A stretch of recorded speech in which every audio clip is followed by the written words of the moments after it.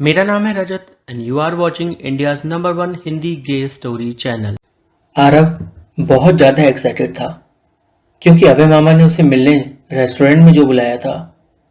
वो खुश इसलिए भी था क्योंकि उसके भाई और भाभी ने आज एकदम नॉर्मल रिएक्ट किया था, लेकिन वो थोड़ा परेशान भी था क्योंकि वो लोग उसकी सेक्सुअलिटी के बारे में कोई बात ही नहीं कर रहे थे। उन्होंने तो ऐसा प्रिटेंड किया जैसे मानो कुछ हुआ ही नहीं था, सब कुछ एक सपना था जिसे वो आसानी से भूल गए। पर आरव के लिए ये सब भूलना आसान नहीं था। आरव फटाफट रेडी हुआ और फिर अपने अपार्टमेंट को लॉक करके वहां से निकल गया। वो अपार्टमेंट के नीचे ही मौजूद एक रेस्टोरेंट में जा रहा था जहां अभय मामा उसका पहले से इंतजार कर रहे थे। आरव इतनी हड़बड़ाहट में था कि उसने ये भी नहीं देखा कि अभय मामा पहली ही कुर्सी पर बैठे हैं। वो आगे बढ़ गया रेस्टोरेंट में और उन्हें ढूंढने लगा। अभय मामा ने आवाज दी, आरव, मैं इधर हूं।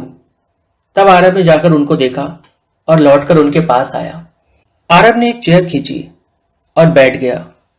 अभय मामा उसकी आंखों में देख रहे थे, वो उनकी आंखों में देख रहा था। ऐसा लग रहा था कि कुछ गंभीर हुआ है। आरव ने अभय मामा से कहा, क्या बात है, आपने मुझे रेस्टोरेंट में मिलने बुलाया, कुछ बात है क्या? अभय मामा कुछ भी नहीं बोले एक पल को तो।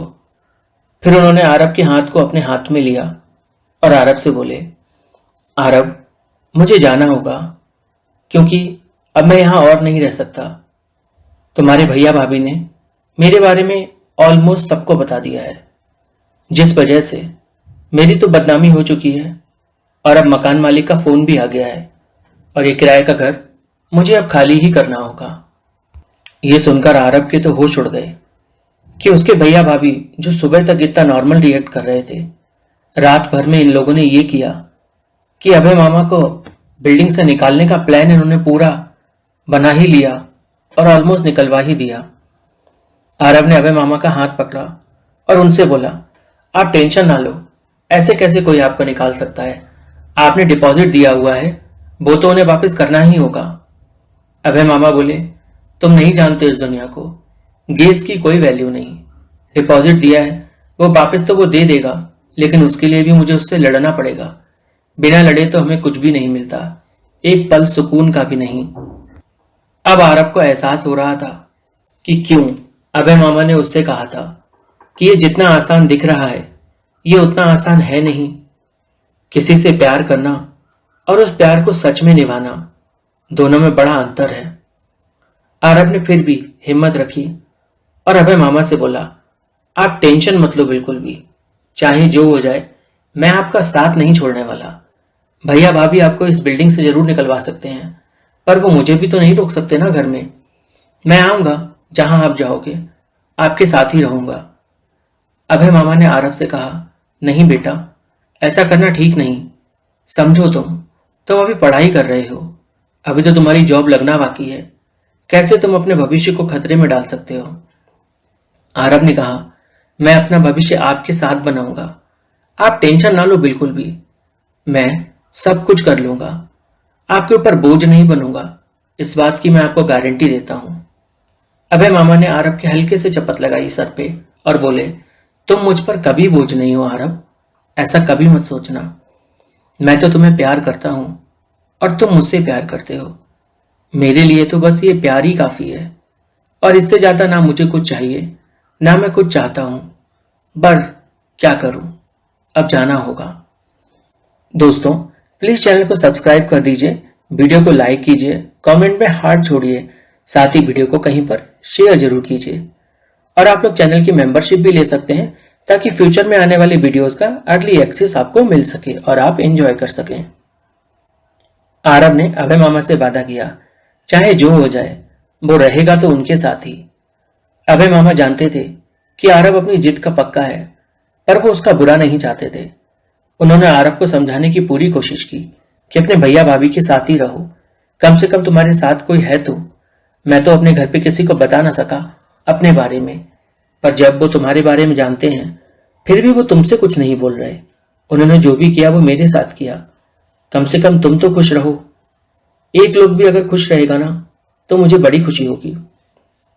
आरब अभय मामा को समझाते हुए बोला, देखिए अभय मामा, मैं आपसे प्यार करता हूं और बस मेरे लिए इतना ही बहुत है। भैया के पास भाभी हैं, भाभी के पास भैया हैं। मेरे पास आगे चलकर कोई पार्टनर होगा या नहीं होगा वो मैं कैसे बोल दूं? और अगर अभी मेरे पास एक पार्टनर है तो मैं उसे कैसे जाने दूं? आप भी तो एक बार ये चीज सोच कर देखो ना।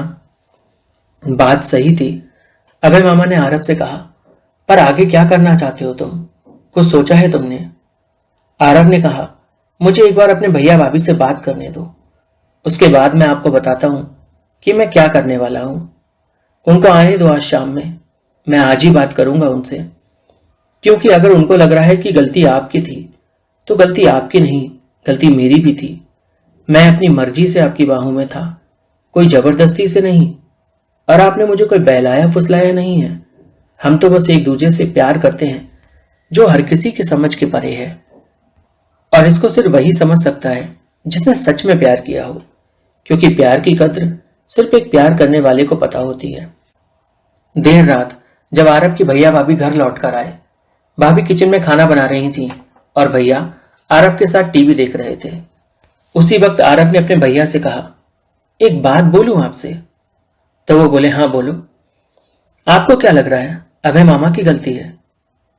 आपको क्या लग रहा है मैं छोटा बच्चा हूं? मुझे समझ नहीं क्या किसी चीज की? मुझे पूरी समझ है और हमारे भी जो भी हो रहा था वो हमारी मर्जी से हो रहा था और मैं उनसे प्यार करता हूं। आरब के भैया ने कोई भी आपत्ति नहीं जताई, वो चुप बैठे थे। पर आरब की भाभी ये सुनकर हल्ला मचाने लगी। वो जोर जोर से चिल्लाने लगी, उस छक्के ने तुझे छक्का बना दिया, पर मैं तुझे ठीक करके रहूंगी। डॉक्टर के पास ले जाऊंगी तुझे, इलाज करवाऊंगी तेरा। इस पर आरब ने उन्हें कहा, भाभी इलाज की जरूरत नहीं है मुझे, बस आपको मुझे समझने की जरूरत है। आप एक बार मेरे नजरिए से सोच कर देखो, आपको सब कुछ सही लगेगा। मैं जबरदस्ती आपको समझा नहीं सकता और ना ही मैं आपसे यह कह सकता हूं कि आप समझो मतलब समझो। डिपेंड करता है ये, अगर आपको समझ में आए तो ठीक, ना समझ में आए तो ठीक। अच्छा, और अगर मैं ना समझूं तो क्या करेगा तू? आरब की भाभी बोली। आरब ने कहा, देखिए मेरे पास कोई रास्ता नहीं है, मुझे तो अभय मामा के साथ ही जाना है। मैं उनसे प्यार करता हूं और उन्हीं के साथ रहूंगा। आप लोगों ने उन्हें बिल्डिंग से निकलवाने की तैयारी कर ली है, तब इसमें मैं क्या कर सकता हूं? साथ में मुझे भी जाना होगा, भला मैं उन्हें अकेले कैसे भटकने दूं? उस गलती की सजा उन्हें क्यों मिले अकेले को, जो अकेले उनकी है ही नहीं। हम दोनों ने एक दूसरे से प्यार किया और एक दूसरे को प्यार करना गलत नहीं। भाभी ये सुनकर आग बबूला हो रही थी। वो आरब की ओर झपटी, क्योंकि वो उसे मां की तरह प्यार करती थी, तो वो उसे प्रोटेक्ट करना चाहती थी। पर भैया बीच में आ गए। उन्होंने भाभी को रोक दिया और उनसे बोले, नहीं, ऐसा नहीं। उसकी अपनी जिंदगी है, उसे हक है अपनी जिंदगी का फैसला लेने का। कल तुमने जो भी किया मैंने तुम्हें रोका नहीं, पर देख लो जो तुमने कल किया उसका आज नतीजा क्या है। आज ये हमसे थोड़ा सा दूर हो रहा है और अगर तुमने अपना यही बर्ताव रखा तो ये हमेशा के लिए हमसे दूर हो जाएगा। क्या तुम यही चाहती हो? आरब की भाभी ये सुनकर थोड़ी शांत हो गई। उन्होंने आरब से दोबारा कुछ भी नहीं बोला, पर वो गुस्से में अभी भी आरब को देख रही थी। उनके मन में तमाम ख्याल चल रहे थे। वो समझना भी चाहती थी और समझ भी नहीं पा रही थी। तो उन्होंने एक उपाय निकाला आरब को रोकने का। उन्होंने आरब से कहा कि तुम्हें जाना है ना अभय के साथ, तुम जाओ, पर हमसे मिलने हमेशा आते रहना। आरब ने कुछ भी नहीं बोला। वो उठा और अपने कमरे में चला गया। दोस्तों प्लीज यार चैनल को सब्सक्राइब कर दो, वीडियो को लाइक करो, कमेंट में हार्ट छोड़ो, साथ ही वीडियो को किसी भी एक बंदे से शेयर जरूर करो। अगली सुबह आरब अभय मामा के घर पहुंच गया और उसने उन्हें सब कुछ बता दिया। आरब और अभय मामा दोनों उस बिल्डिंग से निकल गए। आरब ने दोबारा मुड़कर उस बिल्डिंग की ओर कभी नहीं देखा। उसकी भाभी ने उसे कई बार बुलाया, पर वो कभी उनके पास नहीं गया, क्योंकि उसकी भाभी को आरब तो चाहिए था, पर अभय नहीं। वो अभी भी यही कोशिश कर रही थी कि आरब अभय से दूर हो जाए, पर ऐसा नहीं हो सकता था। आरब और अभय को रहते रहते साथ में 3 साल बीत गए थे। आरब अब जॉब करने लगा था। अभय और आरब के बीच जो रिश्ता था वो बहुत गहरा हो चुका था। दोनों एक दूसरे से शादी करना चाहते थे, पर इंडियन लॉ के अकॉर्डिंग वो शादी नहीं कर सकते, इसलिए बेचारे शादी ना कर पाए, पर फिर भी हमेशा साथ रहे। कहानी अच्छी लगी हो तो वीडियो को लाइक करिए, कमेंट करिए, शेयर करिए, साथ ही चैनल को सब्सक्राइब कर दीजिए।